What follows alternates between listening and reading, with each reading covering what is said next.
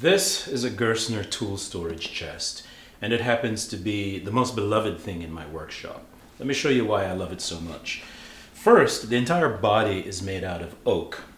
It's divided into 11 drawers, plus this very generous top compartment. Starting down at the bottom, the lowest two drawers are the deepest, and they're felt-lined. All the drawers are felt-lined.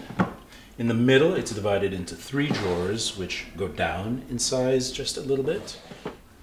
And then the upper section has 2 columns of the smallest drawer.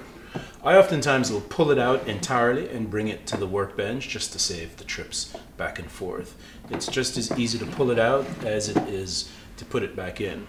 The upper compartment has the felt lining not just in the bottom, but on the underside of the lid also, and it has a very cool traditional Machinist mirror which you use to look into your eye if you get a little piece of debris in your eye. It's really helpful for seeing what you're doing as you clear it out.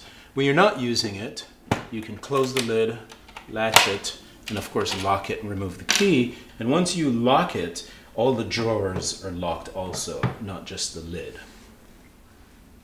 The solutions chest is my favorite of all the chest choices there are because it is the perfect balance between size and utility.